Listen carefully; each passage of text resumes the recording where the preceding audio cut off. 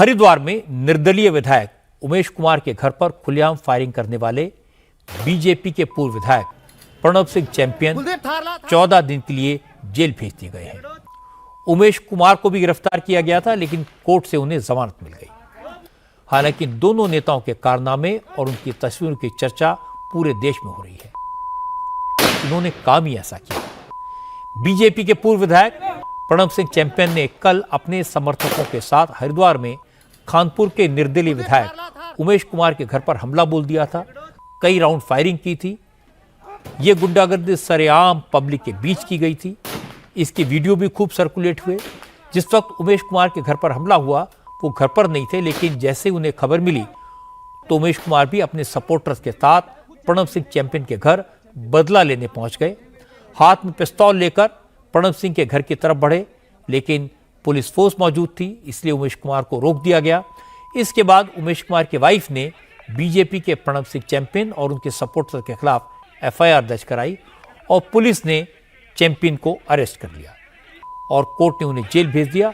हालांकि जेल जाते वक्त प्रणब सिंह चैंपियन ने कहा उनके साथ अन्याय हुआ है, लेकिन वो डरने वाले नहीं हैं, सम्मान के लिए आखिरी दम तक लड़ेंगे। कार्रवाई की तो पुलिस ने उठा लिया। अच्छा, अन्याय हो रहा है, अन्याय नीचे करो। अब क्या करेंगे? आगे क्या करेंगे? फायर करेंगे, दोबारा करेंगे फायर। कार्रवाई की तो पुलिस ने उठा लिया। अच्छा, अन्याय हो रहा है, अन्याय नीचे करो। अब क्या करेंगे? आगे क्या करेंगे? असल में उमेश कुमार और प्रणब सिंह चैंपियन के बीच झगड़ा पिछले विधानसभा चुनाव से ही चल रहा है, क्योंकि खानपुर असेंबली सीट से प्रणब सिंह चैंपियन 4 बार चुनाव जीत चुके हैं। पिछले इलेक्शन में उनकी वाइफ इस सीट पर चुनाव में खड़ी थी, लेकिन उमेश कुमार ने प्रणब चैंपियन की वाइफ को हराकर खानपुर असेंबली सीट जीत ली। इसके बाद से ही इलाके में दबदबे की जंग शुरू हुई। प्रणब सिंह चैंपियन पिछले कुछ दिनों से सोशल मीडिया पर उमेश कुमार के खिलाफ गालियां लिख रहे थे। उमेश कुमार ने भी सोशल मीडिया पर चैंपियन को देख लेने की धमकी दी।